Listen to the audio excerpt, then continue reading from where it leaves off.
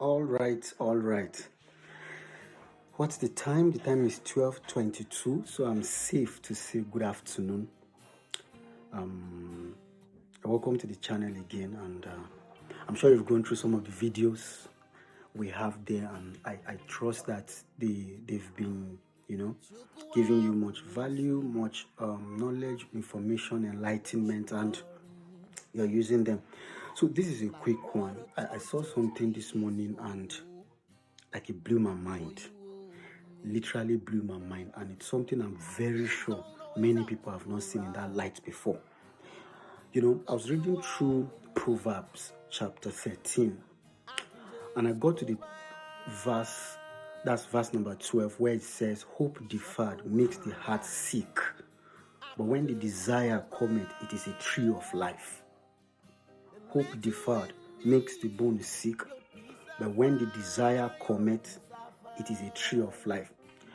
And it just occurred to me that I've never really looked at that entire, that passage is usually quoted in isolation. That's people just lift it off from its entire context, and then the whole concept is once hope is deferred, the bones are sick. Hope deferred makes the bones sick. Hope deferred makes the heart sick. But once desire comes, it's a tree of life, and people use it to console themselves. When people are expecting things, they are looking for things, they are hoping for things to be done in their lives, and the thing isn't forthcoming, and then they start feeling weak, start feeling tired, start feeling, angry, and those feelings that come with waiting. And when you try to maybe talk to them, or even yourself, it could even happen to you, when we're trying to talk to yourself and encourage yourself, the verse that usually pops up is that hope deferred makes the bone sick. Like, I have a right to be sick, I have a right for my heart to be sick, since what I'm hoping for is being deferred, what I'm hoping for isn't coming to pass. But this morning, this is the first time I'm looking at that entire verse in its context. So let me read it for you from verse 11 to 16. Well, let me title this "Hope Deferred," or "What Causes Hope to be Deferred." Proverbs chapter 13 from verse 11, it says, "Wealth gotten by vanity shall be diminished, but he that gathers by labor shall increase. Hope deferred makes the heart sick, but when the desire cometh, it is a tree of life. Whoso despises the word shall be destroyed, but he that feareth the commandment shall be rewarded. The law of the wise is a fountain of life, to depart from the snares of death. Good understanding giveth favor, but the way of the transgressor is hard. Every prudent man dealeth with knowledge, but a fool lays open his folly." That's from the KJV. And this is not even a sermon. I'm not even preaching, but I'm just, dropping something I observed. And then the Message Bible says, verse 12, that's the place where it says, "Hope deferred makes the bones sick." This is how the Message Bible renders verse 12, 13, and 14. It says, "Unrelenting disappointment leaves you heart sick, but a sudden good break can turn life around. Ignore the word and suffer. Honor God's commands and grow rich. The teachings of the wise is a fountain of life. So, no more drinking from death-tainted wells." Did you catch that? It says, unrelenting disappointment leaves your heart sick, or leaves you heart sick, but a sudden good break can turn life around. That's the same place he said, hope deferred makes the heart sick, but when the desire of the heart comes, it is a tree of life.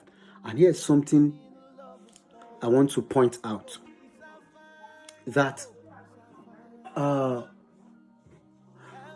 always looked at that verse in isolation, which means most times I lift it and leave it alone. And it's almost as if it is referring to one person, that once hope is deferred, it makes the heart sick, but once the desire comes, it is a tree of life. It's almost as if they are referring to one person who was hoping for something, and it was deferred, but eventually when what that person was hoping for came, it became a tree of life, or he became a tree of life. But I submit to you that that's not the thought. Because if you read it in context, verse 11 says, wealth gotten by vanity shall be diminished, but he that gathereth by labor shall increase. So from verse 11, it's already clear they are talking about two different people. Hope deferred makes the heart sick. Okay, let's start from the beginning and watch what I'm trying to say. Verse 11, wealth gotten by vanity shall be diminished. That's one. But he that gathereth by labor shall be increased. That's the second hand. Hope deferred makes the heart sick. That's still on that first one.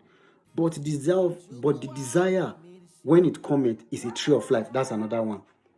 Whoso despised the word shall be destroyed. That's one. That's verse 13 now. But he that feareth the commandment shall be rewarded. That's the next one.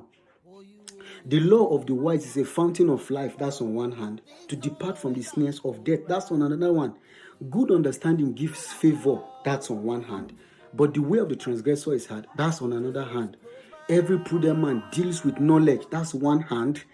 But a fool lays open his folly. That's another part. You see what I'm trying to make you understand is this. And that's what, my eyes opened this morning.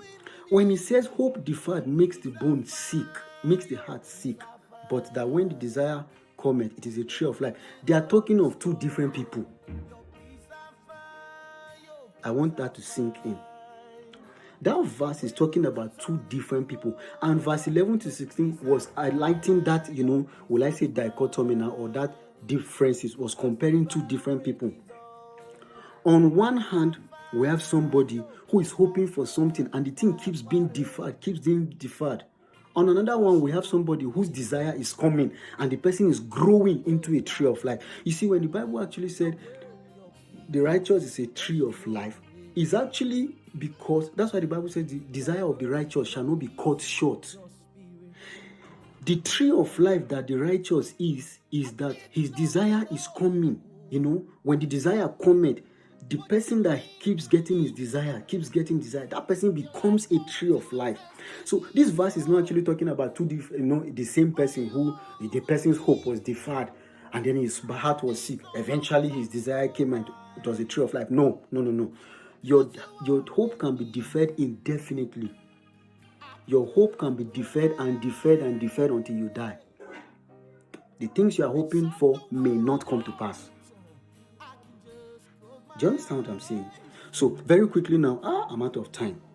But let's look at it very quickly with me and let's divide it into two. So I want you to put hope deferred makes the heart sick on one side. But when the desire cometh is a tree of life on another side. So that we will now go back to verse 11, where it says, wealth gotten by vanity shall be diminished. So they are beginning to describe the person whose hope will be deferred. And I want you to see that this whole issue of hope is tied directly to money. It's tied directly to the fact that people expect money. They expect their lives to get better. They expect certain amounts of money to start entering into their hands so that they start to live a quality and a standard of life that they desire. But hope deferred makes the heart sick is actually a warning. It's actually a warning. So very briefly, like I said, let's do the division now and so that you see. On one hand, you have hope deferred. On your left hand, makes the heart sick. On your right hand, you have the desire coming and making the person a tree of life. So, verse 11 now says, we're backing up now to verse 11. Wealth gotten by vanity shall be diminished. You can place that under hope deferred, makes the bone sick. But he that gathereth by labor shall increase. You can put that one under when the desire cometh is a tree of life. To let you know that the desire that is coming is the desire of somebody who increases by labor, not the person who is looking for how will I put this now? They say wealth gotten by vanity shall diminish. No, not the person who is chasing vanity in the name of chasing wealth. That one, his hope will be deferred indefinitely. Now, go down to verse 13. He said, whosoever despises the word shall be destroyed. Hold on, I think they just brought light now. So let me see if switching on the lights will make my face a bit brighter. I think it does. By the way, I think I look handsome. All right, so Verse 13 says, whosoever despises the word shall be destroyed. Place that one under hope deferred. So the person whose hope is deferred is the person who despises the word and is destroyed. So your hope can be deferred and deferred and deferred until you are destroyed. But he that feareth the commandment shall be rewarded. So when the desire comes and the person becomes a tree of life, it is because the person fears the commandment and is rewarded. You see, money is a reward. Money is a result. I'm letting that sink in. You see, lack of money is an indication of something. Presence of money is an indication of something. When you constantly don't have money, it's showing that you despise the word. And if you don't have money for long, you will be destroyed. But the person who fears the command shall be rewarded. Verse 14, the law of the wise is a fountain of life to depart from the snares of death. What this place is saying is, you see, that whole hope being deferred makes the heart sick. That thing, you are in the snares of death already. Because once your heart is sick like that, you are joking with death. The cords of death are on your neck. I remember where the Bible says, this same proverb, that if you have made yourself surety for somebody, like maybe somebody has borrowed money and maybe you are in debt, that you should deliver yourself as a bird from the snare, because that thing is death inviting you. When you are hoping for things is not coming to pass, you are dying small. You see, life is not designed for your desires not to be met. No. But if you are constantly expecting things and they are not coming to pass, you are in the terrain of death. If you sustain that life, eventually you will die. You will just be roaming about on earth. No essence, no substance anymore. Good understanding, the next verse says, gives favor. That's on one hand, that's the desire of the heart coming to pass, and it's a tree of life. But the way of the transgressor is hard. The person whose hope is deferred and his heart is sick is a transgressor. That's what I'm trying to make you see. There's something you are transgressing. There's something you are missing. That's why the thing keeps being deferred. God doesn't kill now. Shibi says that the devil comes not but for to steal, to kill, to destroy. I'm come that you may have life and have it in abundance. It's God desires for us to give us abundant life. So why will you be joking around the snares of death? It's because you are a transgressor and your way will be hard that way. Finally, every prudent man deals with knowledge, but a fool lays open his folly. The person whose hope is deferred is a fool.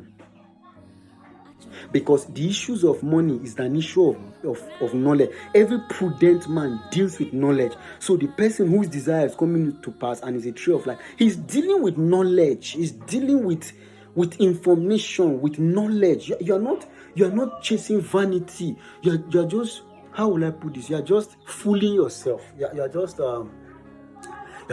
chasing unrealistic things, just jumping up and down. It's not. Sorry. Prudent people, they deal with knowledge. People whose desires come to pass over and over and over again, they deal with knowledge. People whose desires don't come to pass over and over again, they are fools. They deal with folly. I hope this makes sense. I think what I'm going to do is I'm going to, maybe in another video, do an in-depth. I just wanted to introduce this. I'm going to do an in-depth, analysis of those two issues. Compare them and maybe do some note. And it may be a bit comprehensive. Meanwhile, you could just roam about with this in your heart, like maybe ruminate over it over and over and see that. The idea I just want to introduce to you is that when hope is being deferred and the heart is sick, you are complicit. You are the one causing it. When the desire comes to pass, it's a tree of life. That's why they say the desires of the righteous shall not be cut short. And the righteous is a tree of life because his desires, they are always coming to pass. There is something you will do. Everything you hope for will come to pass. There's something you will do, everything you hope for will not come to pass, and you will die.